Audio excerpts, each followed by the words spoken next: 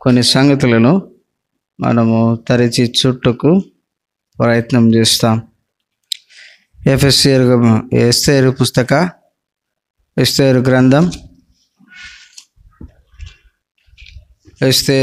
గ్రంథం యోబుకు ముందు నెహెమ్యా తర్వాత ఎస్తేరు గ్రంథం 1వ అధ్యాయం 9, 10 వచనాలు కలిసి చదువుతాం. ఎస్తేరు 1వ అధ్యాయం 9వ వచనము 10వ వచనము కూడా కలిసి చదువుతాం. రాణి అయిన వస్తీ కూడా రాజైన అహష్వేరోషు కోటలో స్త్రీలకు ఒక విందు చేయించను.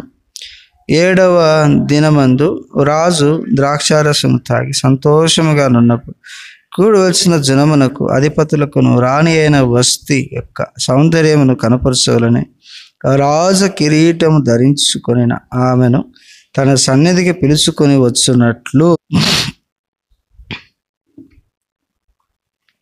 ప్రేమగల మా తండ్రి యేసు ప్రభు నామం పేట వందనాలు.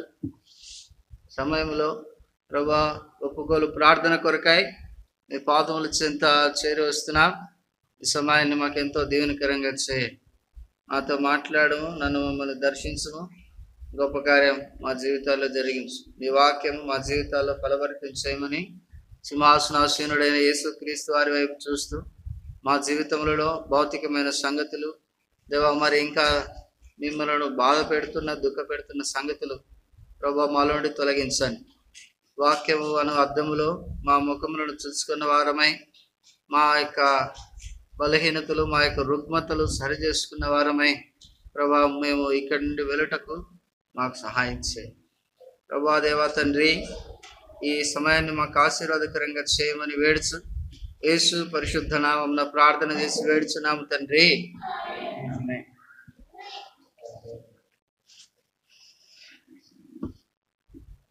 దేవుని వాక్యంలో మనకు కనబడుతున్నటువంటి మాట ఇక్కడ 8, 9 వచనాల్లో మనం చూస్తే 9, 10 వచనాల్లో రాణి అయిన వస్తీ కూడా రాజైన అహష్వేరోషు కోటలో స్త్రీలకు విందు చేయించుచుండెను.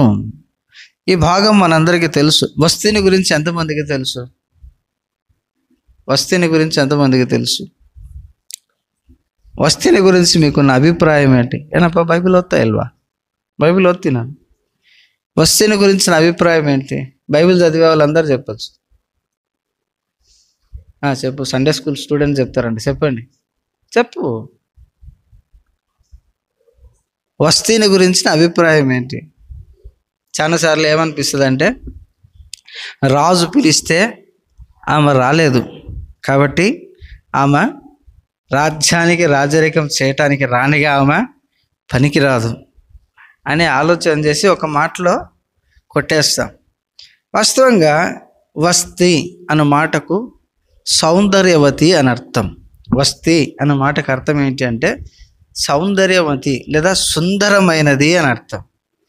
కాబట్టి ఈ వస్తీ ఎవరి వస్తీ? ఆమె గురించి ఎక్కడ రాయబడలా, ఒక ఎస్తేరు గ్రంథంలోనే రాయబడింది. బైబిల్ గ్రంథము కాకుండా యూదులకు ఒక గ్రంథం ఉండేది, హగ్దా అనేటువంటి గ్రంథం ఒకటి ఉంది. ఆ గ్రంథములో ఈమె బెల్షజర్ కుమార్తె అని రాయబడింది. ఈ వస్తీ ఎవరని రాయబడింది? ఈ బెల్షజర్ ఎక్కడ కనపడతాడు మనకు? ఈ బెల్షజర్ ఎక్కడ కనపడతాడు చెప్పండి? దానియేలు గ్రంథంలో కనపడతాడు. దానియేలు గ్రంథంలో కనపడతాడు ఈ బెల్షజర్ ఎక్కడ కనపడతాడు అంటే దానియేలు గ్రంథంలో కనబడతాడు. దానియేలు గ్రంథంలో కనబడతాడు. కాబట్టి బబులోను దేశానికి సంబంధించినటువంటి స్త్రీ ఈ వస్తీ అనే సంగతి మనకు అర్థమవుతా ఉంది. సరే, ఈ ఎస్తేరు 1వ అధ్యాయంలో మనం చూస్తే దాదాపు ఆ అహష్వేరోషు రాజు పారసీకుల రాజు అన్న సంగతి మనకు కనబడుతుంది. చూడండి, ఎక్కడెక్కడ పరిపాలన చేసినాడు అహష్వేరోషు. 1వ అధ్యాయం 1వ వచనం చదవండి. అహష్వేరోషు దినములలో జరిగిన చర్యల వివరములు. హిందూ దేశము మొదలుకొని కూషు దేశం వరకు 127 సంస్థానాలు అహష్వేరోషు ఏలెను. ఇక చరిత్ర ప్రకారం ఈ అహశ్వరోషు రాజు వాళ్ళని ఏమని పిలిచేవారంటే పారసీకులు. మనకు కూడా ఉంది కదా సోషల్లో పారసీకులు. చదివినారు ఎప్పుడన్నా? మా బ్యాచ్ వాళ్ళు ఉన్నారు ఏడా? మా తర్వాత బ్యాచ్ వాళ్ళకి కూడా ఉంది, అది 10వ తరగతిలో వస్తుంది పారసీకులు. మా తర్వాత బ్యాచ్లకు కూడా సోషల్లో వస్తుంది పారసీకుల పరిపాలన. తెలుగులో కూడా చరిత్రలో మనం చూస్తే పారసీకుల పరిపాలన అని ఉంటుంది. కాబట్టి ఈ అహశ్వేరోషు రాజు పారసీకులకు చెందినవాడిగా కనబడుతున్నాడు. సరే, తలంపు ఏంట్రా అంటే ఇక్కడ ఆ కోటలో, శూషణ కోటలో దాదాపు 180 దినాలు విందు జరిగిందంట. ఎన్ని దినాలు? 180 దినాలు. అంటే 180 దినాలు అంటే ఎన్ని నెలలు విందు జరిగింది? 6 months ఏం జరిగింది? 6 నెలలు ఏం జరిగింది? విందే జరిగిందంట. విందే 6 నెలలు జరిగింది ఏడా శూషణ కోటలో. ఆ విందులో వారం తర్వాత ఆ విందులో రాణి కూడా ఒక పక్క ఏం చేస్తూ ఉంది? స్త్రీలకు విందు చేయిస్తూ ఉంది. ఎందుకు విందు చేసుకుంటారు చెప్పండి? సంతోషం ఎక్కువైనప్పుడు విందు చేస్తారు, లేదా ఏదైనా ఒకటి జయించినప్పుడు విందు చేస్తారు. రాజులు ఎందుకు విందులు చేసుకునేవారు అంటే వారు ఏదైనా పట్టణాన్ని జయించినప్పుడు, ఏదైనా ఒక దేశమును జయించినప్పుడు వారు విందును జరిగించుకునేవారుగా కనబడుతూ ఉన్నారు. కాబట్టి ఇక్కడ మనం చూసినప్పుడు రాణి అయిన వస్తీ కూడా విందు చేయిస్తున్నట్లు మనకు అక్కడ కనబడుతూ ఉంది. మెట్టుకు రాణి అయిన వస్తీకి విందు చేయడం ఇష్టం లేదా అని అంటే ఒక విధంగా మీకు ఇష్టం లేదనే చెప్పాలి. అందుకే రాజు పిలిచినప్పుడు ఆమె అక్కడికి పోదు, నిరాకరిస్తుంది. అది ముందు భాగంలో మనము చూస్తాం. తర్వాత ఇక్కడ మనం చూస్తే రాణి అయిన వస్తీకి ఇష్టం ఉన్నా లేకపోయినా తన భర్త అహశ్వేరోషు విందు చేయిస్తున్నాడు కాబట్టి తాను కూడా ఏం చేస్తూ ఉంది? విందు చేయిస్తూ ఉంది. కాబట్టి మనం జ్ఞాపకం చేసుకుంటే ప్రియమైన వారలారా, ఇక్కడ మనం గమనించినప్పుడు రాణి అయిన వస్తీ తన భర్త అయిన అహశ్వేరోషు యొక్క సంతోషమును తన సంతోషముగా ఎంచుకునింది. భర్త యొక్క సంతోషము తన సంతోషముగా ఎంచుకున్నట్లు మనం చూస్తాం. కాబట్టి భర్త అనే మాటకు బైబిల్ ఇచ్చిన అర్థం ఏమిటి చెప్పండి? భర్త అంటే బైబిల్ ఇచ్చిన అర్థం ఏమిటి? 1 పేతురు 3వ అధ్యాయం 16వ వచనం మనం 3వ అధ్యాయం 6వ వచనం మనం చదవగలిగితే అక్కడ ఆ ప్రకారము శారా అబ్రహామును యజమానుడని పిలుచుచు అతనికి లోబడుచుండెను. కాబట్టి అబ్రహామును శారా ఏమని పిలుస్తుంది? యజమానుడా అని పిలుస్తూ ఉంది. కాబట్టి ఇక్కడ మనం చూసినప్పుడు భర్త అనే మాటకు అర్థం ఏంటంటే యజమానుడు అన్న మాట మనం జ్ఞాపకం చేసుకోవాలి. సరే, ఈ సంఘమును శరీరానికి ఎవరు యజమానుడు? రాయబడింది కొలస్సీలకు రాసిన పత్రిక 1వ అధ్యాయం 1వ వచనం. కొలస్సీలకు రాసిన పత్రిక 4వ అధ్యాయం 1వ వచనం చదవండి. కొలస్సీలకు రాసిన పత్రిక 4వ అధ్యాయం 1వ వచనం.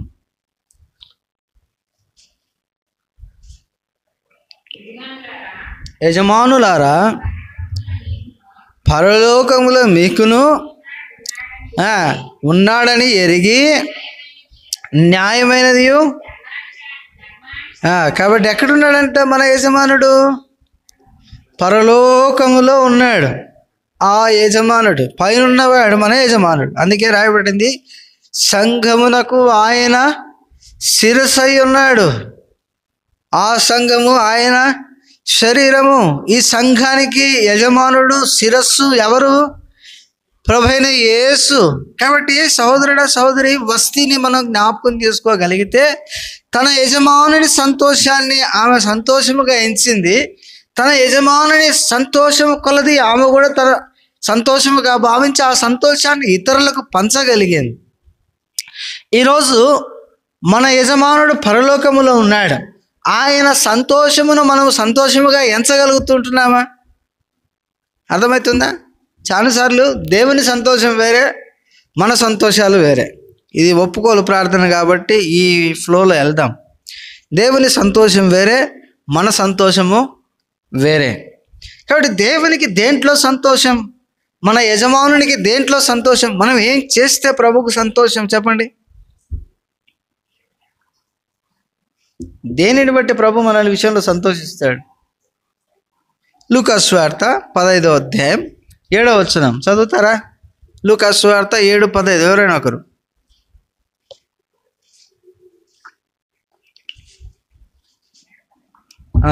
క్షమించండి, 15:7. లూకా 15:7. లూకా సువార్త 15వ అధ్యాయం 7వ వచనం. అటువలే మారు మనసు అక్కరలేని 99 మంది నీతిమంతుల విషయమే కలుగు సంతోషము కంటే మారు మనసు పొందు ఒక పాపి విషయమై పరలోకమందు ఎక్కువ సంతోషము కలుగును. ఏ విషయంలో ప్రభు సంతోషిస్తాడు? ಪಾಪಿ ಮಾರು ಮನಸ್ಸು ಹೊಂದಿತೆ.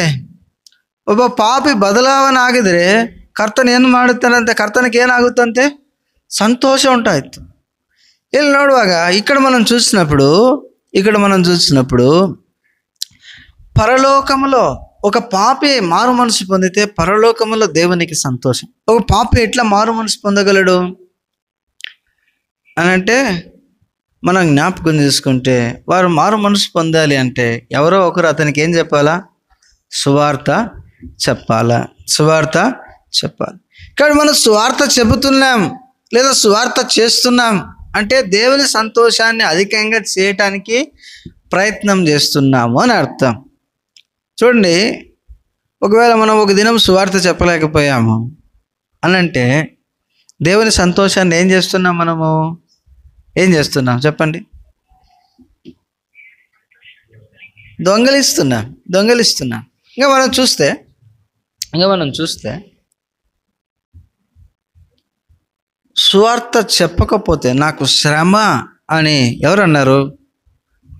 పౌలు అన్నాడు. అపోస్తులైన పౌలు, అయ్యో సువార్త చేయకపోయిన ఎడల నాకు శ్రమ అన్నాడు. అంటే సువార్త ఎట్లా చేయగలము అంటే సంఘముగా వెళ్ళి సువార్త చేయగలమా? ఆ దినాల్లో సంఘముగా వెళ్ళారా, ఒక్కొక్కరు వెళ్ళారా, ఇద్దరు వెళ్ళారా చెప్పండి? ఎవరు వెళ్ళారు సువార్త చేయటానికి?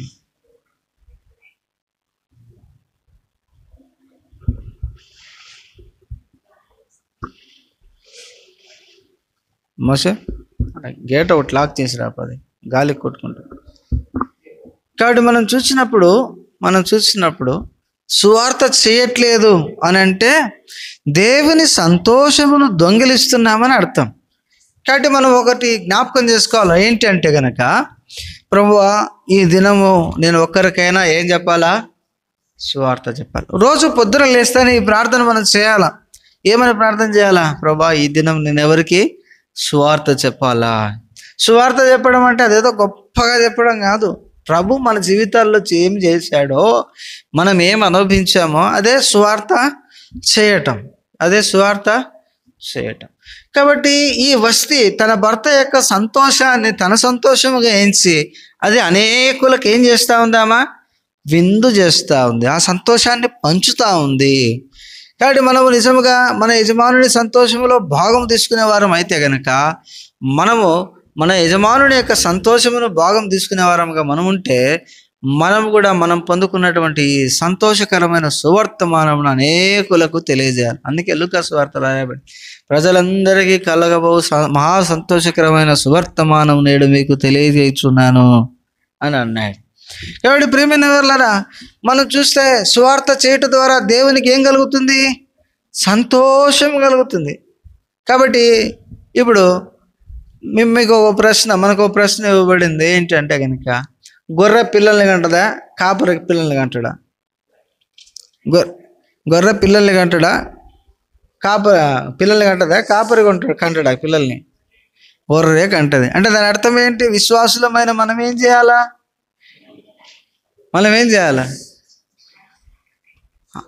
పిల్లల్ని కనాలి. అంటే దాని అర్థం ఏంటి? సువార్తను. అందుకే పౌలు ఒక చోట ఏమంటాడంటే, సువార్త ద్వారా నేను మిమ్మల్ని కన్నాను అని అంటాడు. సువార్త ద్వారా నేను మిమ్మల్ని కన్నాను. కాబట్టి సువార్త ద్వారా మనం సంఘముగా దేవుని సువార్తను చాటించి అనేకంలో పిల్లలు కనేవారంగా మనం ఉంటాం. కాబట్టి అప్పుడు మన విషయంలో ప్రభుకి ఎక్కువైన సంతోషం. పౌలు అంటాడు, నా పిల్లలు ఆత్మీయంగా నడుచుకుంటున్నారని వినుట కంటే ఎక్కువైన సంతోషం నాకు లేదనంటే. కాబట్టి మనం ఆత్మీయంగా నడుస్తుంటే ప్రభు మన విషయంలో సంతోషించేవాడిగా ఉంటున్నాడు. తర్వాత ఎప్పుడు మన విషయంలో ప్రభు సంతోషిస్తాడు అనే సంగతి మనం జ్ఞాపకం చేసుకుంటే కనుక మత్తయి సువార్త 25వ అధ్యాయం 23వ వచనం. మత్తయి 25:23. ఎప్పుడు ప్రభు సంతోషించగలడు? మన యజమానుని సంతోషం ముఖంలో ఎప్పుడు సంతోషం మనం చూడగలం? మత్తయి 25:23.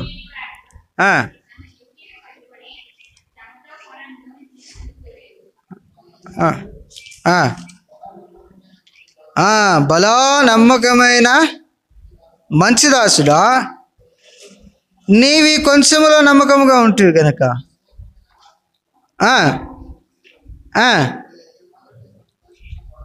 నీ యజమానుని సంతోషములో పాలు పొందుము. కాబట్టి యజమానుని సంతోషం.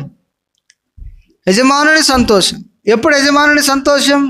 ఎవరి విషయంలో సంతోషం వస్తుంది అంటే బలా నమ్మకమైన మంచి దాసుడా. కాబట్టి మన యజమానుని సంతోషం ఎప్పుడు మనం చూడగలమంటే మనము నమ్మకస్తులుగా ఉన్నప్పుడు మన యజమానునిలో ముఖములో సంతోషాన్ని మనం చూడగలం. మనం నమ్మకస్తులుగా ఉన్నప్పుడు మన యజమానుడైనటువంటి యేసుక్రీస్తు వారు సంతోషించగలిగేవాడిగా ఉన్నాడు. కాబట్టి మనం చూసినప్పుడు మన నమ్మకత్వాన్ని బట్టి ఆయన సంతోషించేవాడు కనబడుతున్నాడు. మన యజమానుని సంతోషం మనం సంతోషముగా ఎంచినట్లయితే మనము నమ్మకస్తులముగా ఉండుటకు వీలవుతుంది. చూడండి, ఎంతలో నమ్మకంగా ఉండాలి చెప్పండి. లూకా సువార్త 16వ అధ్యాయం 10వ వచనంలో రాయబడింది, మిక్కిలి ఈ కొంచెములో నమ్మకముగా ఉంటివి గనక. కాబట్టి మిక్కిలి కొంచెం అంటే అతి తక్కువ దాంట్లో, చిన్న విషయంలో, చాలా చిన్న విషయాల్లో దేవుని దగ్గర నమ్మకత్వాన్ని కోల్పోతూ ఉంటున్నాం. మన యజమానుడి దగ్గర మన యజమానుడు మన విషయమే సంతోషించడం లేదు అని అంటే చాలా చిన్న విషయాలలో నమ్మకత్వాన్ని కోల్పోయే వారంగా ఉంటున్నాం. చాలా చిన్న సంగతులు, అల్పమైన సంగతులు. ఒక ఆయన తమిళనాడులో ఉండేవాడు, ఒక దైవ సేవకుడు. వారు హెబ్రోన్లో తర్ఫీదులో ఉన్నప్పుడు ఈ మధ్య కాలంలోనే ఆయన కాలం చేసినాడు, అంటే ప్రభు దగ్గరికి వెళ్ళినాడు, మహిమలోనికి ప్రవేశించినాడు. ఆయన తర్ఫీదులో ఉన్నప్పుడు హెబ్రోన్లో సిస్టర్స్ కొంతమంది గోధుమలు, రాగులు, సజ్జలు, జొన్నలు పిండి పట్టించుకురమ్మని పంపిస్తున్నారంట. పిండి పట్టించుకురమ్మని పంపిస్తే ఆయన కొన్ని రాగులు, గోధుమలు ఎత్తి నోట్లో వేసుకున్నాడు. సర్వసాధారణంగా మనం అందరం గోధుమలు నములుతాం, సజ్జలు, జొన్నలు అంటే నములం, కానీ గోధుమలు, సజ్జలు ఇవన్నీ నములుతాం. ఆయన పిండి పట్టించుకోవడానికి వెళ్ళినప్పుడు ఆ వెళ్ళే మార్గంలో కొన్ని తినేసినాడు, పిండి పట్టించుకున్నాడు, వచ్చినాడు, హెబ్రోన్లో అప్పచెప్తున్నాడు. ఆ పెద్ద ఆయన పేరు ఏదో ఉంది, ఈ మధ్యలోనే మహిమలోకి వెళ్ళాడు, అంటే 1 సంవత్సరం కిందట తమిళనాడులో. ఆయన పిండి పట్టించుకొని వచ్చి ఆడ పెట్టి వెళ్తూ ఉంటే, మరి నువ్వు తిన్న వాటి సంగతి ఏంటి అని లోపల ఆత్మ గద్దిస్తూ ఉందంట. ఏం చేస్తూ ఉంది? నీవు తిన్న వాటి సంగతి ఏంటి? ఇప్పుడు ఆత్మ గద్దిస్తూ ఉంది, ఒరే నేను చెప్పకుండా తినేసినానే. తిని చెబితే అది వేరే విషయం, కానీ చెప్పకుండా తినేస్తే దానికి ఏం చెప్పాలా, లెక్క చెప్పాలా లేదా? కాబట్టి ఆత్మ గద్దిస్తూ ఉంటే పోయి అప్పుడు ఒక ఆంటీ, మేబీ చిత్ర అంటూ ఎవరో ఒక ఆంటీ ఉంటే, అక్క నేను గోధుమలలో కొన్ని గింజలు నేను తిన్నాను అని అన్నాడంట.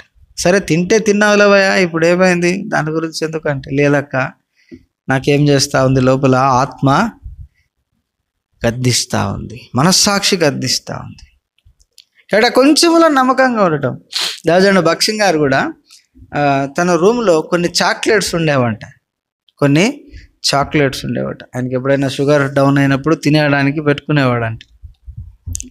ఆ చాక్లెట్స్ ఉన్నప్పుడు ఇప్పుడు వస్తూ ఉంటారు, పోతూ ఉంటారు సేవకులు.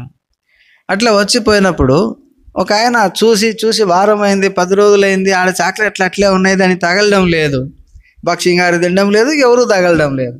ఒక చాక్లెట్ తీసి లోపలేసుకున్నాడు, ఒకటో రెండో వేసేసుకున్నాడు. ఆడ ఎన్ని ఉన్నాయో మనకు తెలియదు. భక్ష్యంగారు వచ్చినప్పుడు ఇక్కడ చాక్లెట్ ఉండాలి, ఏమైంది అని అంటే ఏమన్నాడంట, బ్రదర్ చాలా రోజుల నుంచి చూస్తున్నాను, అవి మీరు తినట్లేదు కాబట్టి నేనే తినేసిన. ఏమైంది ఇప్పుడు ఆయన మీద నమ్మకం ఏమైంది? మళ్ళీ ఆయన సరి చేసుకున్నాడు, భక్ష్యంగారు ఆయన వాడుకున్నారు, అది వేరే విషయం. కాబట్టి చిన్న విషయాలు, చాలా చిన్న విషయాల్లో దేవుని మందిరంలో మన యజమానునికి మనం నమ్మకంగా ఉండగలిగితే ప్రభు మన విషయంలో సంతోషిస్తాడు. ఈ సంగతి మనం గుర్తిరగాలి. ఇంకా మనం చూస్తే పరుల సొమ్ము విషయంలో, అదే లూకాసు వార్త 16వ అధ్యాయం 12వ వచనంలో పరుల సొమ్ము విషయంలో నమ్మకముగా ఉండుము అన్నట్లు కనబడుతుంది.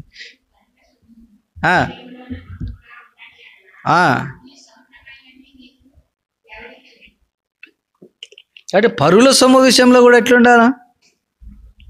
నమ్మకంగా ఉండాలి. పరుల సొమ్ము విషయంలో దేవుని ప్రజలంగా ముఖ్యంగా మనం ఇది అలవాటు చేసుకునే వరంగా ఉండాలి.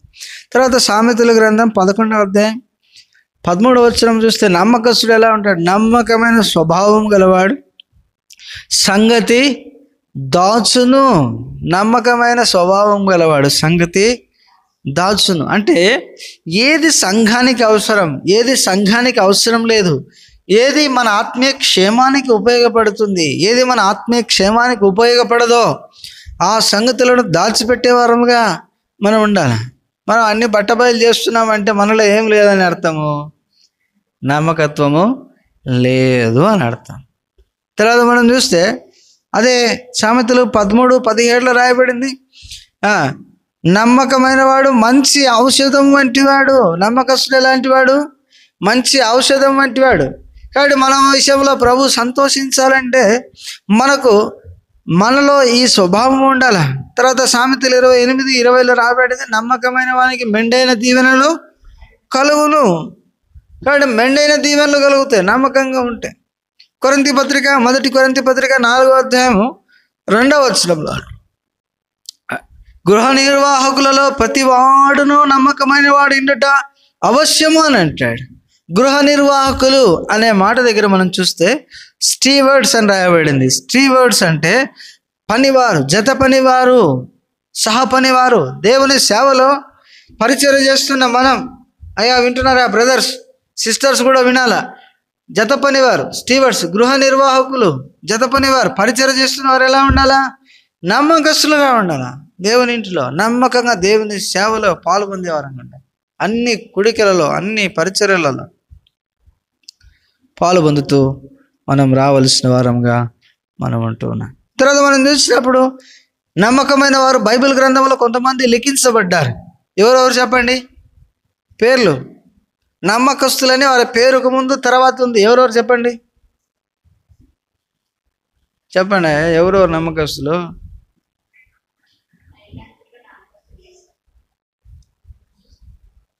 నెహెమ్యా 9:8 రాయబడింది, అతడు నమ్మకమైన స్వభావం గలవాడు అని ఎరిగి అతడిని పిలిచి కనానీయులను, హిత్తీయులను, హివ్వీయులను, ఫెరిజీయులను, వారందరినీ వెళ్ళగొట్టి అతనితో నిబంధన చేసితివి. ఎవరితో నిబంధన చేశాడు? అబ్రహాముతో నిబంధన చేశాడు. ఎందుకు? అతడు నమ్మకమైన మనుషుడు. కాబట్టి నమ్మకస్తులతో దేవుడు ఏం చేస్తాడు చెప్పండి? వడంబడిక చేస్తాడు, నిబంధన చేస్తాడు. సంతోషించడమే కాదు, దీవెనలు ఇవ్వడమే కాదు, నిబంధన కూడా చేస్తాడు. తర్వాత మనం చూసినప్పుడు మోషే గురించి రాస్తాడు. హెబ్రీ పత్రిక 13వ అధ్యాయంలో అనుకుంటా, 3వ అధ్యాయంలో మోషే నా ఇల్లంతటిలో నమ్మకమైన వాడు. హెబ్రీ పత్రిక 3వ అధ్యాయం 2వ వచనం 5వ వచనం చదవండి. హెబ్రీ పత్రిక 3వ అధ్యాయం 2వ వచనం 5వ వచనం. హెబ్రీ 3:2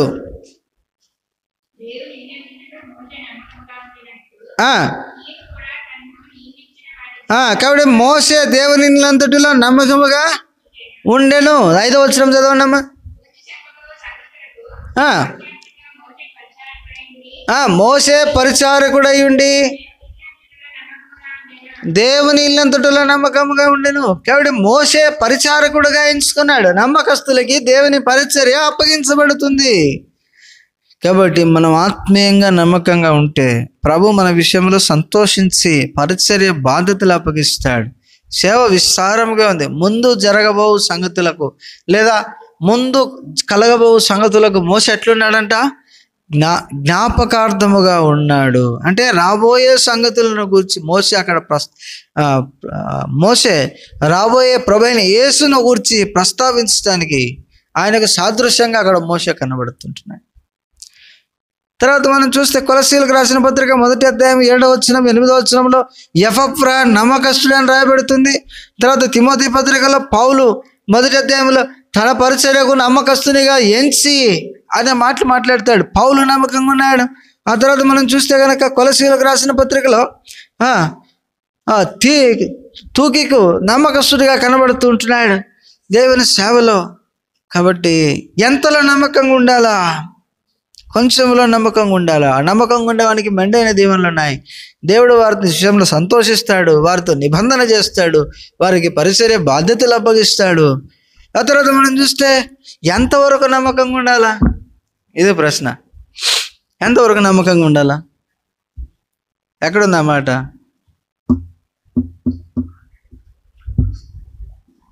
ఎక్కడుంది ఆ మాట? ఎంతవరకు నమ్మకంగా ఉండాలా? మరణం వరకు నమ్మకంగా ఉండు, నేను నీకు జీవ కిరీటము ఇస్తానన్నాడు. ఎక్కడన్నాడు అన్నమాట? కొరింథీయులకు ప్రకటన గ్రంథం, ప్రకటన గ్రంథం 2వ అధ్యాయం 10వ వచనం. మరణం వరకు నమ్మకంగా ఉండము, నేను నీకు జీవ కిరీటం. కాబట్టి నమ్మకంగా బ్రతికితే ప్రభు ఏమిస్తాడు? జీవ కిరీటం ఇస్తాడు. నా జీవ కిరీటం ఇస్తాడు. కాబట్టి నమ్మకమైన వానికి మెండైన దీవెనలు. కాబట్టి వస్తీ తన యజమానుడి సంతోషంలో పాలు పొందుతుంది. కారణం ఏంటి అంటే తన యజమానునికి ఆమె నమ్మకంగానే ఉంది. అందుకే అక్కడికి అనేకులు ఎదుటికి పిలిచినప్పుడు ఆమె నిరాకరించినట్లు మనం చూస్తాం. కాబట్టి ప్రభు నేను ఆ విషయంలో సంతోషించాలా, లేదా మనము ప్రభువును సంతోష పెడుతున్నాం, లేదా ప్రభు యొక్క సంతోషంలో మనం పాలు పొందుతున్నామని ఎంచిన వారమైతే మనము నమ్మకముగా ఉండాలి. ఇంకో చోట రాయబడింది మలాకి గ్రంథంలో 1వ అధ్యాయం 6వ వచనంలో అనుకుంటా, నేను యజమానునైతే, చదవండి అన్నమాట. మలాకి గ్రంథం 1వ అధ్యాయం 6వ వచనం. మలాకి 1వ అధ్యాయం 6వ వచనం చదవండి.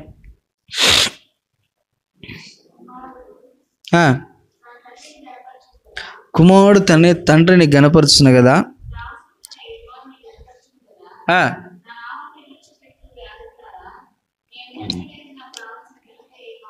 ఏమాయను?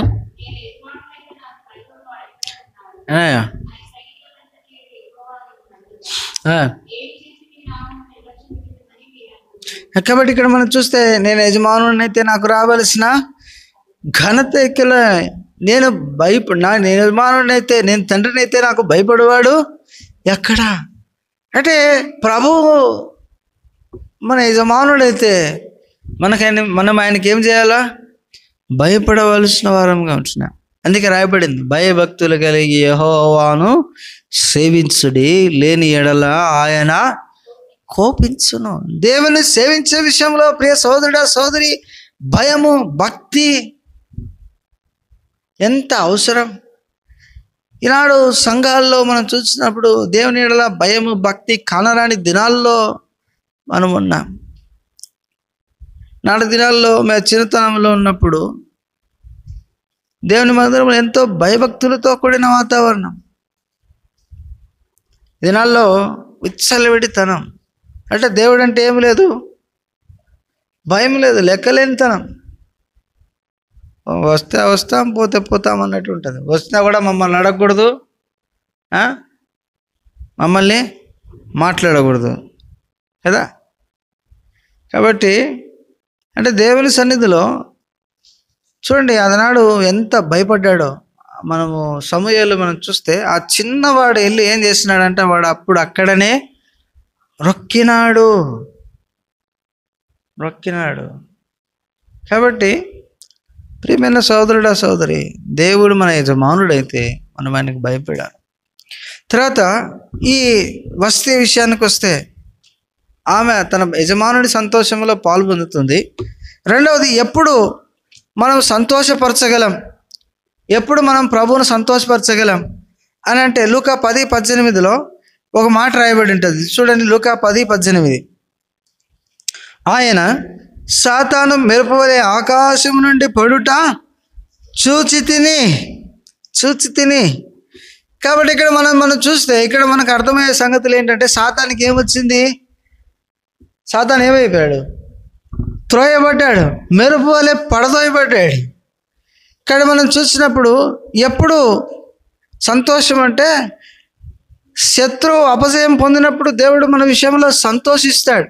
ఈ 10వ అధ్యాయంలో యేసు ప్రభు 70 మంది శిష్యులను ప్రార్థన చేసి పంపినప్పుడు వాళ్ళు తిరిగి ప్రభు దగ్గరికి వచ్చినప్పుడు, అయ్యా పైన 17వ వచనంలో అంటారు, మీ నామమున మాకేం పెడుతున్నాయి? దయ్యములు కూడా నీ నామమున లోబడుచున్నవి అంటే అంటాడు ప్రభు, సాతాను పడిపోవడం నేను చూశాను. ఆ కింద అంటాడు మీకు దయ్యములు లోబడుచున్నవని సంతోషింపక మీ పేర్లు పరలోకమందు రాయబడి ఉన్నవని సంతోషించుడి అని అంటాడు 20వ వచనంలో. కాబట్టి ఇక్కడ మనం చూసినప్పుడు ప్రభుకి ఎప్పుడు సంతోషం కలిగింది? వారి విషయంలో, మన విషయంలో ఎప్పుడు ప్రభు సంతోషిస్తాడు అన్న సంగతి మనం జ్ఞాపకం చేసుకుంటే, ప్రభు వారికి ఏమిచ్చాడు? తలాంతులు ఇచ్చాడు. ప్రభు వారికి ఏమిచ్చాడు? ప్రార్థన చేసి తలాంతులు ఇచ్చాడు. అంటే మనకు ఇవ్వబడిన వారి తలాంతులు వారు దేవుని మహిమార్థమై, దేవుని ఘనత కొరకు, దేవుని రాజ్య విస్తరణ కొరకు వారు వినియోగించినారు. తద్వారా శత్రువు ఓడించబడ్డాడు, అప్పుడు సంతోషించారు. కాబట్టి ఈనాడు దేవుడు నీకు నాకు ఇచ్చినవి దేని కొరకు వినియోగిస్తున్నా? దేవుని కొరకా, మనుషుల కొరకా? చెప్పండి. దేవుని కొరకు వినియోగిస్తున్నామా? దేవుడు ఏమిచ్చాడు చెప్పండి. ఏమిచ్చాడు? దేవుడు ఏమీ లేదా? ఆత్మీయంగా వద్దులే, భౌతికంగా ఏమిచ్చినాడు అది చెప్పండి. ఏమిచ్చినాడు? జీవం ఇచ్చినాడు, ఒక రూపం ఇచ్చినాడు, మంచి ఆరోగ్యం ఇచ్చినాడు, తినడానికి కావలసినంత అవసరమైంది దేవుడు ఇచ్చినాడు, ఆయుష్కాలాన్ని పొడిగించినాడు, నా వలన నీవు జీవించు సంవత్సరములు అధికములగునన్నాడు. కాబట్టి నీకు ఇచ్చిన ఆయుష్కాలాన్ని, నీకు ఇచ్చిన శక్తిని, నీకు ఇచ్చిన బలాన్ని దేని కొరకు వాడుతున్నావు? అది కదా ప్రశ్న. దేవుని వాక్యంలో రాయబడింది, నీ పూర్ణ బలముతోనూ, నీ పూర్ణ మనసుతోనూ, నీ పూర్ణ వివేకముతోనూ, నీ పూర్ణ ఆత్మతోనూ, అంటే సమస్తమైనటువంటి అంతరంద్రియాములతో ప్రభుని ఏం చేయాలా? చెప్పండి. ఘనపరచాలి. ఈ చేతులు ఎవరి కోసం పనిచేయాలా? ఈ కళ్ళు ఎవరి కోసం పనిచేయాలా? ఈ నోరు ఎవరి కోసం పనిచేయాలా? ఏం మోసే, ఈ నాలుగు ఎవరి కోసం పనిచేయాలా? ఏమమ్మా కృపమ్మ, కాళ్ళు ఇచ్చాడు దేవుడు దేని కొరకు? చెప్పండి. ఏమయ్యా మరేసు, ఆరోగ్యం ఇచ్చాడు దేని కొరకు ఇచ్చినాడు? దేవుని ఘనత కొరకు మనం వినియోగించాలా. దాని భక్సింగ్ గారి దగ్గర మనం నేర్చుకుంటే ఎన్ని అద్భుతమైన సంగతుల్లో, ఆయన దగ్గర ఎన్ని అద్భుతమైన సంగతులు మనం నేర్చుకోవచ్చు. ఓసారి ఆయన రక్షింపబడిన ఆరంభ దినాల్లో ఓ చోటు నుంచి దేవుడు తన సేవకు పిలిచిన తర్వాత ఓ చోటు నుంచి ఓ చోటికి ప్రయాణం చేస్తుంటే ఆయన ఒక బోగీలో ఎక్కి కూర్చున్నప్పుడు అక్కడ కొంతమంది కార్డ్స్ ఆడుతుంటారు. కార్డ్స్ అంటే అందరికీ తెలుసు అనుకుంటాం, పత్తాలు, ఇస్పెట్లా అవి ఆడుతున్నారు. ఆడుతుంటే వాళ్ళు అడిగారంట, అయ్యా ఇప్పుడే నీ ముందరే ఒకతను దిగాడు, మాకు ఒక చెయ్యి తగ్గింది, నీ చెయ్యి ఇస్తే మేము కూడా కొద్దిసేపు ఆడతాము అని అంటే అన్నాడంట, నాకు చేతులు లేవు అన్నాడంట. అదేంద్రా బాబు, ఇదేం జైపూర్ చేతులా? 2 చేతులతో, ఒక చేతితో లగేజ్ పట్టుకొని వస్తేవి, ఒక చేతితో అది పట్టుకొని ఎక్కినావు నువ్వు, మరి ఇదేమో రబ్బర్ చేతులా, ఎట్లా నీ సంగతి అంటే, ఈ చేతులు నావి కాదు అన్నాడు అంట. ఈ చేతులు నావి కాదు. అర్థమవుతుందా? అంటే ఈ చేతులు ఎవరివి? పౌలు అన్నాడు, ఏమన్నాడు? జీవించువాడను ఇకను నేను కాదు, నా కొరకు ప్రాణం పెట్టి తిరిగి లేచిన క్రీస్తు యేసునందలి విశ్వాసం మూలమున జీవించు. కానీ మన ఆత్మీయ జీవిత యాత్ర, మనం బ్రతుకుతున్న బ్రతుకు ఎవరి కోసం బ్రతకాలో చెప్పండి? యేసు ప్రభు, దేవుని రాజ్యం విస్తరణ కొరకు. ఈ చేత్తో దేవుని పని చేసేవారంగా. నెహెమ్యా అన్నాడు, ఒక చేత్తో కత్తి పట్టుకున్నాడంట, ఒక చేత్తో ఏం చేసినాడంట? యుద్ధం చేసినాడంట. ఒక చేత్తో కత్తి, ఒక చేత్తో ఏం పట్టుకున్నాడు? గోడ కట్టినాడు. అంటే ఒక చేత్తో యుద్ధం చేస్తున్నాడు, ఒక చేత్తో పని చేస్తున్నాడు.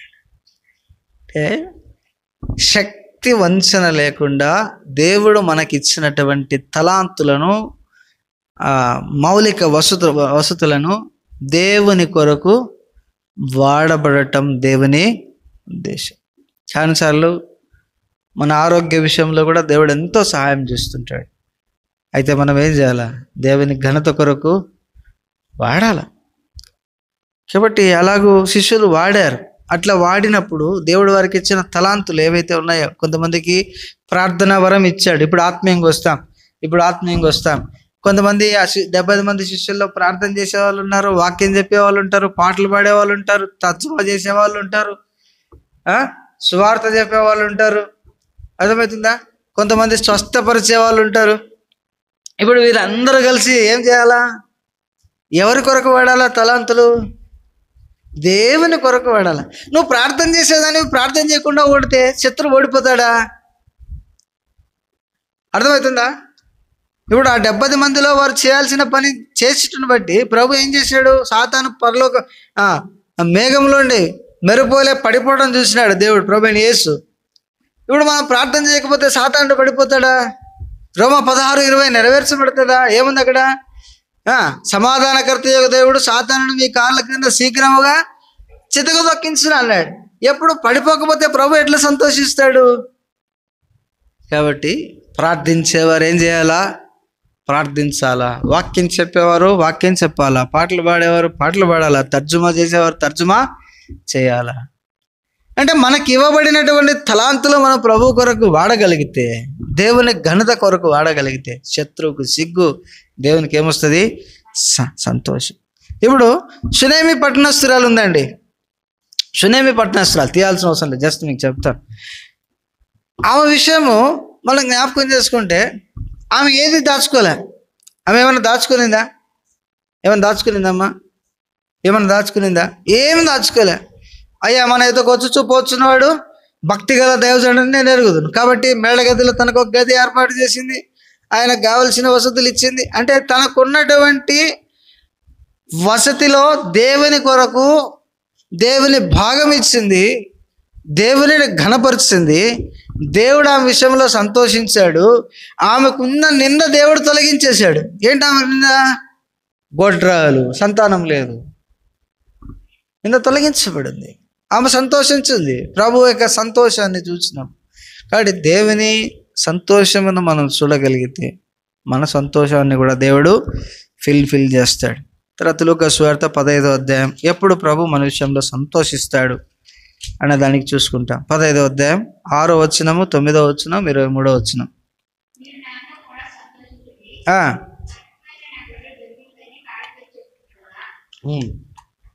9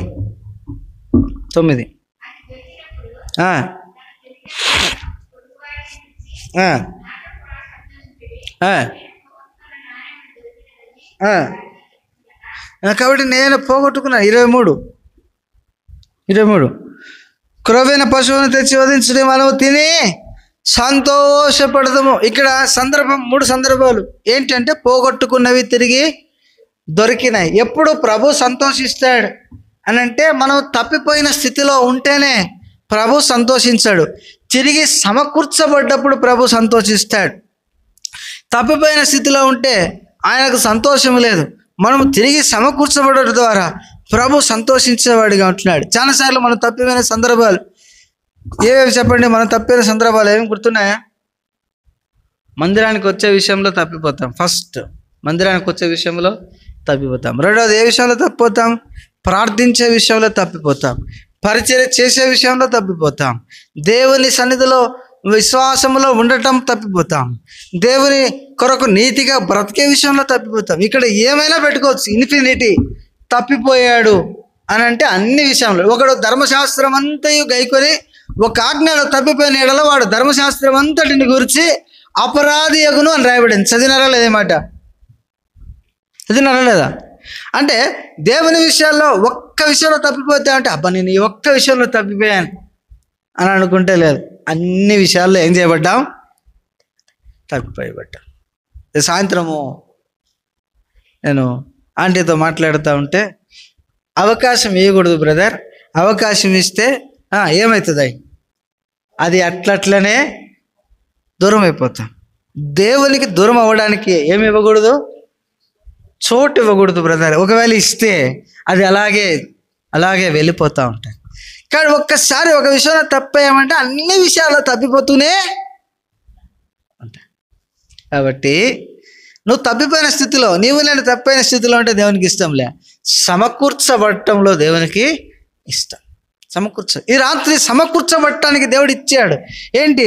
ప్రభువా నేను ఫలానా విషయంలో తప్పాను, ఫలానా చోట, ఫలానా మందిరంలో లేదా ఫలానా దగ్గర నేను తప్పిపోయాను, నన్ను సమకూర్చాలన్నటువంటి నీ ప్రేమ ఎంతో గొప్పది. ఎస్ ప్రభువా నన్ను సమకూర్చు. చూడండి, నా ఎద్దకొచ్చు వారిని ఎంత మాత్రమును త్రోసి. మనం దగ్గరికి వెళ్తే ఏయ్ రాబాక్ అని అంటాడమ్మా? వాడు ఇంకా దూరముగా ఉండగానే ఏం చేసినాడంట? పరిగెత్తుకొని పోయినాడు. మనం వస్తుంటే చాలు ప్రభు మనల్కి ఎదురుబడి ఏమి ఇస్తున్నాడు? ఆహ్వానిస్తున్నాడు. నా కుమారుడా, నా కుమార్తె రా. మనం ఇంకా పూర్తిగా చెప్పక మునిపే, వాడి మెడ మీద పడి వాడిని గట్టి కౌగిలించుకొని వాడిని ముద్దు పెట్టుకొని కదా, ఆ పశ్చాత్తాప హృదయం మనలో ఉంటే ప్రభు మనల్ని అంగీకరిస్తాడు. ఇది మొదటిది. తన భర్త సంతోషంలో తన సంతోషముగా భావించి విందు చేయించింది. నీవు నీ యజమానుని సంతోషంలో పాలు పొందాలంటే ఈ లక్షణాలు మనలో ఉండాలా. ఏంటివి చెప్పండి? మొట్టమొదటిది నమ్మకస్తులుగా ఉండాలా. మొట్టమొదటిది సువార్త చేసేవారంగా ఉండాలా. రెండోది నమ్మకస్తులుగా ఉండాలా. మూడోది ఏంటిది? సమకూర్చబడేటువంటి అనుభవంలో మనం ఉండాలి. రండి రెండో విషయం చూస్తాం. ఇంతవరకు చెప్పుకునేది ఒక పాయింట్లో సబ్ లైన్స్ చెప్పుకున్నాం, అంటే ఒక పాయింట్లో సబ్ పాయింట్స్ చెప్పుకున్నాం. ఎస్తేరు 1వ అధ్యాయం 9-10 వచనాలు చదువుతామా? 9-10 వచనాలు. రాణి అయిన వస్తే కూడా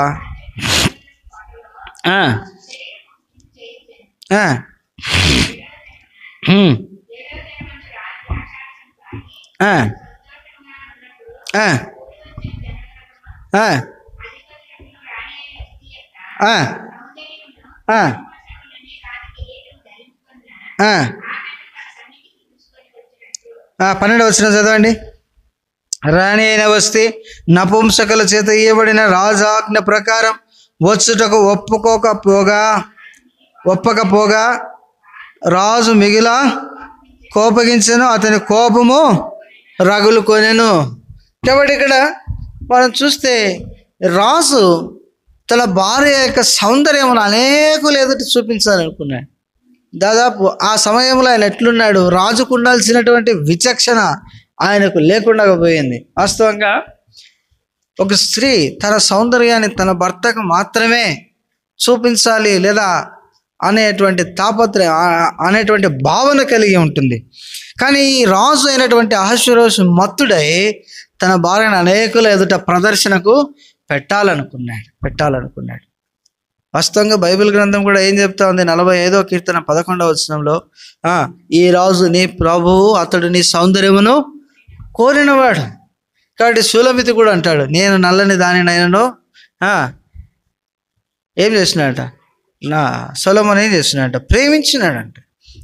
కాబట్టి ఇక్కడ మనం చూస్తే సామెతల 5లో నీ సొంత కుండలో నీళ్ళు నీవు తాగవు, వేరొక కుండలోనిది ఏం చేస్తున్నాడు, త్రాగద్దాడు. ఇక్కడ మనం చూస్తే కనుక ఈ రాణి యొక్క ఉద్దేశం ఏంటి అంటే, నా యొక్క సౌందర్యం ఎవరిది, నా యజమానునిది, నా భర్తది. సంఘం యొక్క సౌందర్యం కూడా ఎవరిది, ప్రభుది. కాబట్టి ఈ దినాల్లో మనం చూసినప్పుడు ఇక్కడ మనం అర్థం చేసుకోవాల్సిన విషయం ఏంటంటే కనుక, సంఘము మీద లేదా స్త్రీ మీద ఎవరికి సంపూర్ణ హక్కులు ఉంటాయి? స్త్రీ మీద సంపూర్ణ హక్కులు ఎవరికి ఉంటాయి చెప్పండి? భర్తకు ఉంటాయి. కన్న తండ్రికి కూడా ఏముండవు, హక్కు లేదు. కానీ పెంచడం వరకే తండ్రి బాధ్యత అయితే సంపూర్ణ హక్కు ఎవరిది, భర్తది. కాబట్టి ఈ భార్య మీద, ఈ శరీరమును సంఘం మీద హక్కు ఎవరిది, దేవునిది. దీన్ని ఏమి చేయకూడదు వేరొకరికి. అందుకే రాయబడింది దేవుని వాక్యంలో, సమస్తమైన హక్కులు ఎవరికి ఉంటాయి సంఘంలో చెప్పండి? దేవునికే ఉంటాయి, దేవునికే ఉంటాయి. కాబట్టి హోల్ అథారిటీ, సంఘం మీద సంపూర్ణమైన అధికారం పట్టు ఎవరిది అంటే ప్రభుది.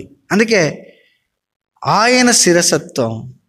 అందుకే సంఘమునకు ఆయన శిరస్సు. అంటే దాని అర్థం ఏంటి? ఆయన అథారిటీ కింద, ఆయన ప్రభుత్వం కింద సేవ. ఎవరిది అథారిటీ సంఘములో?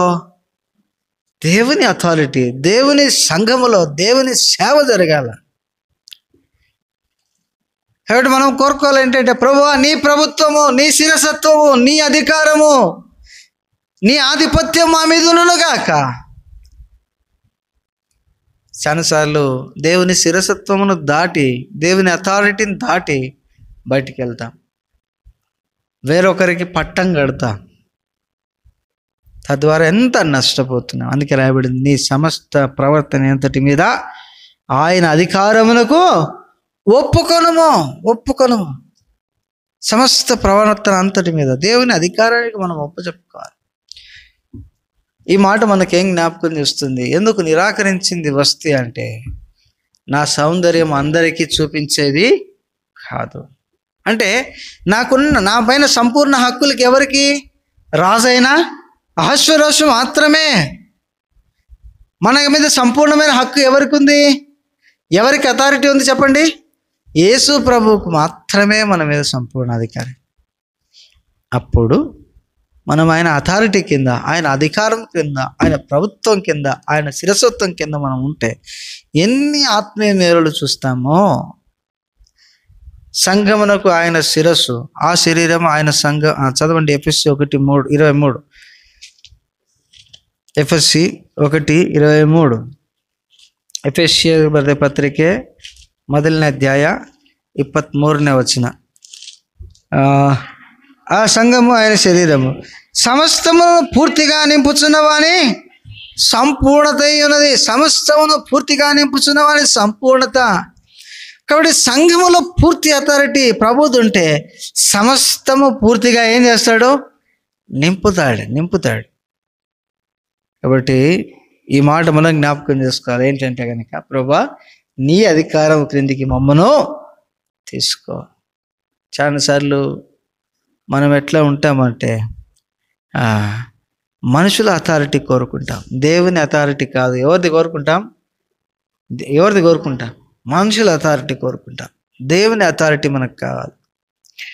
దేవుని అధికారం మన మీద ఉండాలి.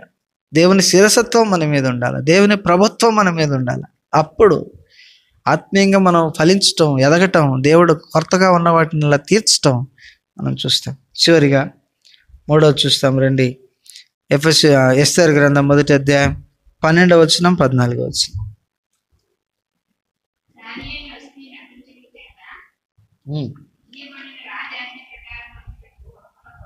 ఒప్పుకోపోగా 14వ వచనం చదవండి.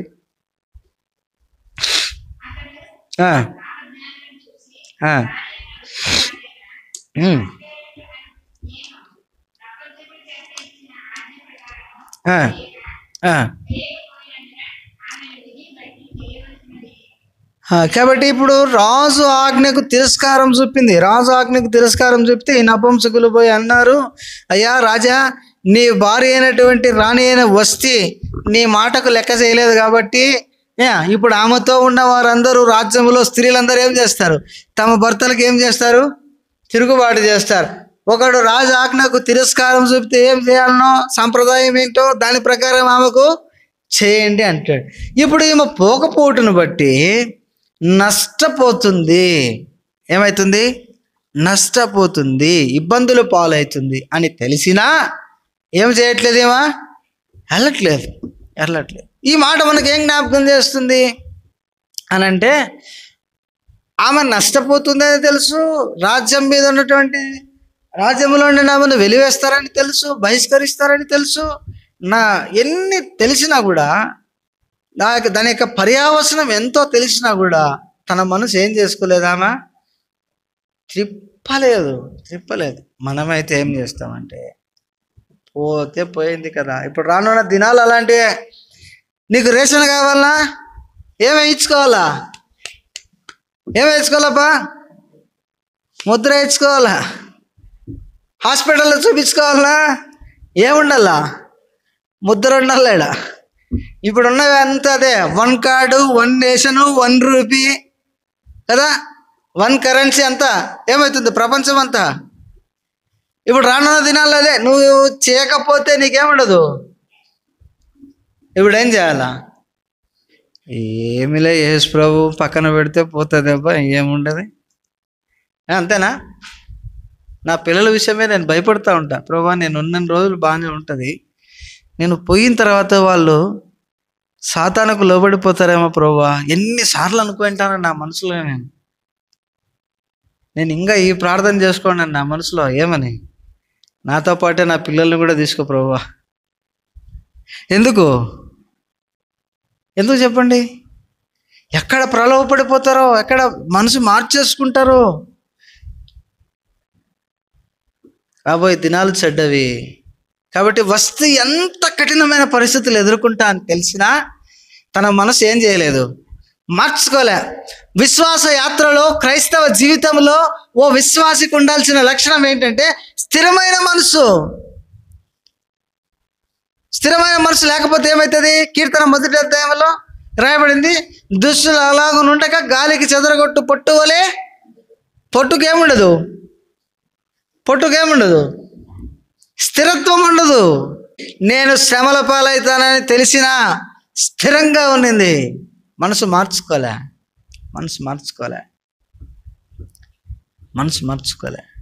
ఈ మాట మనకు రావాలా? కీర్తన 51:10 అంటాడు, ఏమంటాడు? నా అంతరంగమందు స్థిరమైన బుద్ధిని మరలా నూతనంగా పుట్టించు, నా రక్షణ ఆనందం నాకు అనుగ్రహించు. కాబట్టి స్థిరమైన మనసు లేకపోతే రక్షణ ఆనందము లేదు. చంచల హృదయులు దేవుని సముఖంలో నిలబడరు.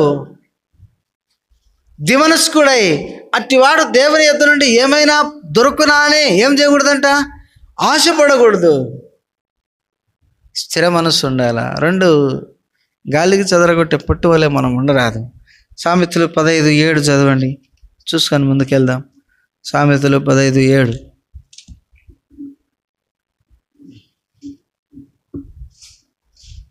సామెతలు 15:7.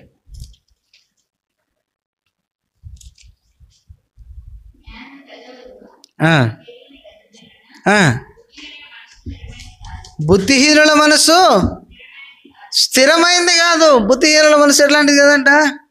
స్థిరమైంది కాదు. మనం స్థిరంగా లేము అంటే ప్రభులో మనం ఎట్టి వారంగా ఉంటున్నాము, బుద్ధిహీనులుగా కనబడుతుంటున్నాం. తర్వాత రండి, ఎస్తేరు గ్రంథం 1వ అధ్యాయం 19వ వచనంలో రాయబడింది. ఎస్తేరు గ్రంథం 1వ అధ్యాయం 19వ వచనం. ఆ మాట చూసుకొని, రాజు నాకు సమ్మతి ఆయను, వస్తీ రాజైన అహష్వేరోషు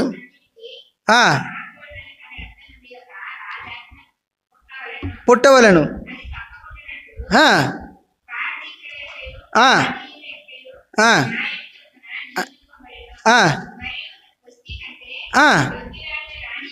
వస్తీ కంటే యోగ్యురాలిని రాణిగా తాము చేయవలెను. కాబట్టి ఇక్కడ ఆమె ఆమె వెళ్ళకపోవటాన్ని బట్టి ఆమెను ఏం చేసినారు? యోగ్యురాలుగా ఎంచట్లేదు. నిజంగా వాస్తవానికి ఆమె యోగ్యురాలు కాదా? యోగ్యురాలు కాదు రాణిగా ఉండటానికి. యోగ్యురాలు. ఆమెను ఏం చేసినారు? యోగ్యురాలుగా ఎంచలేదు. ఆమెను తృణీకరించినారు, అవమానపరిచినారు. ఇంకొక మాటలు చెప్పాలంటే దుర్భాషలు కూడా ఆడి ఉండవచ్చు. కాబట్టి ఈ పరిస్థితుల్లో ఆమె తన మనసు మార్చుకోవాలి. దేవుని వాక్యంలో రాయబడింది మత్తయి సువార్త 5వ అధ్యాయంలో ఏమంటాడు? నా నిమిత్తము మనుషులు మిమ్మల్ని దూషించి నిందించినప్పుడల్లా మీరు సంతోషించి ఆనందించుడి, మీరు దానిలో మీ ఫలము పరలోకమందు అధికమగును. ప్రభు నిమిత్తం ఎన్ని మాటలు మాట్లాడినా ఆమె ఏం చేయలేదు, మనసు మార్చుకోలేదు. అవమానపరుస్తున్నారు, క్యారెక్టర్ అసాసినేషన్ చేస్తున్నారు, ఇట్లాంటిది అట్లాంటిది. చాలాసార్లు దేవుని సేవకుల జీవితాల్లో మనం చూసినప్పుడు చాలాసార్లు వింటూ ఉంటాను నేను. చాలా మందిని గురించి రకరకాలుగా మాట్లాడుతూ ఉంటారు. విశ్వాసుల గురించి అలాగే మాట్లాడతారు, సేవకుల గురించి కూడా అలాగే మాట్లాడుతూ ఉంటారు. అట్లా మాట్లాడినప్పుడు వారి విషయమే ఆలోచన చేస్తుంటే ఎంత బాధ అవుతుంటుందో కదా. అవి విన్నవా, యోగ్యమైనవా, కాదా, అవసరమైనవా, ఏం లేదు, నోటికి ఏమొస్తుంది మాట్లాడేస్తూ ఉండటమే. నా జీవితంలో కూడా చాలా విషయాలు ఉన్నాయి ఇట్లాంటివి. మొన్న మధ్యకాలంలో ఒక ఆయన అన్నాడు, ఒరే అబద్ధి కూడా అన్నాడు. ఇంకొకడు అన్నాడు, ఆయనకు డబ్బు మీద ఆశ ఎక్కువ అన్నాడు. రకరకాలువి ఎన్నో వింటూ ఉంటాను. సరే, ఎన్నో అవమానాలు గుండైనా మనం వెళ్ళడానికి ఇష్టపడాలి. విషయం ఏంటంటే వస్తీని అవమానపరిచిన ఆమె ఏం చేయలేదు, మనసు మార్చుకోలేదు. సరే, ఇప్పుడు నన్ను ఒకడొచ్చి నువ్వు దొంగ అన్నంత మాత్రం నేను దొంగని అయిపోతానా? కర్నూలు జిల్లాలో నేను సేవ చేస్తుంటే అక్కడ జరిగిన సంగతి మీకు చెప్తున్నాను. అప్పుడు సహోదరి చిన్న పాపతో 7 నెలల గర్భవతి. కృష్ణానగర్ అనేటువంటి ప్రాంతంలో ఉన్నాను. కర్నూలుకి ఆత్మకూరుకి మధ్యలో వస్తుంది ఆ ఊరు. శ్రీశైలం ఘాట్ వెళ్ళే రూట్లో కృష్ణానగర్ అనేటువంటి ఒక గ్రామం ఉంటుంది. ఆ ప్రాంతంలో నేను ఉన్నప్పుడు ఎవరో ఒక ఆయన వచ్చి 10,000 ఇచ్చినాడు నా దగ్గర. అదే ఫస్ట్ రావటం, మందిరానికి రాడు, ఏం రాడు, 10,000 ఇచ్చినాడు. 10,000 ఇస్తే అదే అందరి ఎదురుగానే ఇచ్చినాడు. నేను అందరి ఎదురుగానే తీసి 5,000 కానుక పెట్టలు వేసినాను. 5,000 పని చేయించినాను నేను మందిరంలో, కరెంటు పని చేయించినాను. ఇప్పుడు ఆ ఊర్లో సంఘ పెద్ద అంటున్నాడు, మా సేవకుడు దొంగ, మా సేవకుడు దొంగ, మా సేవకుడు దొంగ, మా సేవకుడు దొంగ అన్నాడు. పని కట్టుకొని ఆదివారం జరిగింది, సోమవారం మాట్లాడినారు, మంగళవారానికి నా సామాన్లు ఎత్తినారు. ఈ లోపల కర్నూలు జిల్లా మొత్తం పాకింది. ఎమ్మెగనూరులో సేవ చేసే లూకన్న కూడా ఏమడిగినాడంటే, కృపావరం అంటే నువ్వేనా అని అన్నాడు. ఎమ్మెగనూరు లూకన్న బ్రతికున్నప్పుడు జరిగిన సంగతి ఇది. ఎమ్మెగనూరు లూకన్న చేసి వచ్చిన సంఘంలో నేను సేవ చేసినాను. ఫస్ట్ సేవకుడు ఆ ఊరికి ఆయనే, లూకన్నే. ఆయన తర్వాత చాలా మంది పోయినారు. ఆ తర్వాత నేను కూడా పోయినా ఆ ప్లేస్కి. అంటే విషయాలు తెలుస్తాయి కదా. కృప అంటే నువ్వేనా అని అన్నాడు. అవునన్నా అంటే 2 చేతులు ఎత్తి ప్రైజ్లాడ పెట్టినాడు. ఏం చెప్పండి, విషయం ఏంటి? దొంగ దొంగ దొంగ దొంగ దొంగ ఊరు అంతా పాకిపోయింది. ఏ జిల్లాలో అయితే నన్ను దొంగని చేసినారో అదే జిల్లాలో దేవుడు ఫోటో వేసి మరీ గణపరిచినాడు. కొన్ని సంవత్సరాల తర్వాత నేను వెళితే గుడ్ ఫ్రైడే గోనగండ్ల అనే ప్రాంతానికి గుడ్ ఫ్రైడే మినిస్ట్రీకి వెళ్తే పేపర్లో వేసినారు. జిల్లా ఎడిషన్లో, కర్నూలు జిల్లా ఎడిషన్లో బ్రదర్ కృపావరం దైవ సేవకుడు మందిరం పేరేసి దైవ సందేశం అందిస్తున్నటువంటి కృపావరం. ఎక్కడ అవమానపరచబడ్డానో అక్కడ దేవుడు నన్ను ఏం చేసినాడు, దానికి ముందు అదే ఊర్లో గణపరచబడ్డాను. కృష్ణానగర్లో దేవుడు నన్ను హెచ్చించాడు. కాకపోతే జిల్లా మొత్తం పాకిపోయింది కదా. ఈ విషయం ఏంటంటే మనుషులు మనల్ని మాట్లాడవచ్చును కానీ అయితే మనం ఏం చేయరాదు, చలించరాదు. అటు వస్తీ చలించలే, యోగ్యురాలు కాదన్నప్పటికీ అవును నేను కాదు, యోగ్యురాలను కాదు, అటు వెళ్ళిపోయింది. కాబట్టి వస్తీలో మనకున్నటువంటి లక్షణాలు ఏంటంటే, మనం నేర్చుకోవాల్సిన లక్షణాలు ఏంటంటే, మొట్టమొదటిది ఈ లక్షణాలు మనలో ఉన్నాయా లేవా అని చూసుకొని ప్రభు దగ్గర ప్రార్థన చేస్తాం, ఒప్పుకోలు ప్రార్థన చేస్తాం. మొట్టమొదటిది ఏంటంటే, తన యజమానుని సంతోషాన్ని తన సంతోషముగా ఎంచుకుంది. కాబట్టి ఎప్పుడు యజమానుడు సంతోషించగలడు అంటే సువార్త చెప్పినప్పుడు, ఆత్మలు రక్షించబడ్డప్పుడు. తర్వాత ఎప్పుడు సంతోషించగలడంటే మనం నమ్మకంగా ఉన్నప్పుడు, అబ్రాహాం వలె, మోషే వలె, ఎఫ్రా వలె, తూకీకు వలె నమ్మకంగా ఉన్నప్పుడు ప్రభు మన విషయంలో మిక్కిలి కొంచెంలో నమ్మకంగా ఉంటే ప్రభు సంతోషిస్తాడు. ఆ తర్వాత మనం చూసినప్పుడు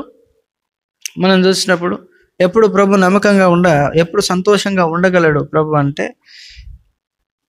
మనము సమకూర్చబడినప్పుడు, తప్పిపోయిన స్థితిలో సమకూర్చబడ్డప్పుడు. తర్వాత మనకు కలిగినటువంటి ఈవులు, తలాంతులు ప్రభుకి ఇచ్చే విషయంలో, అన్ని విషయాల్లో మనం నమ్మకంగా ఉన్నప్పుడు, ప్రభు మన విషయంలో మనకి ప్రభు ఇచ్చిన తలాంతులన్నీ ప్రభు కొరకు వినియోగించినప్పుడు సంతోషంగా ఉండేవారు, ప్రభు సంతోషిస్తాడు. ఆ తర్వాత మనం చూస్తే ఎస్తేరు తన పైన పూర్తి హక్కులు ఎవరివిగా భావించిందామా? తన సౌందర్యం పైన పూర్తి హక్కు ఎవరికని? భర్తది. అంటే తన యజమానునికి సంపూర్ణ హక్కులు ఇచ్చింది. అందుకే ఆమె యజమానుని దగ్గర నుంచి వెళ్ళిపోమంటే మౌనంగా వెళ్ళిపోయింది. ఇది అవమానపరచబడ్డప్పటికీ, నష్టపోయినప్పటికీ తన యజమానుని కొరకు ఆమె ఏం చేసింది? నమ్మకంగా ఉంది. తన మనసు మార్చుకోలే, స్థిరంగానే ఉండేది. చివరిగా అవమానపరిచి నిందించినప్పుడు, మనుషులు రాయబడింది యెషయా గ్రంథంలో చివరి మాటకు అనుసంధానంగా చెప్తున్నాను, మనుషులు మిమ్మల్ని నిందించి అవమానపరిచినప్పుడల్లా సంతోషించుడి, మీ ఫలము పరలోకమునందు అధికం అగున అంటాడు మత్తయి సువార్త 5వ అధ్యాయము 11వ వచనంలో.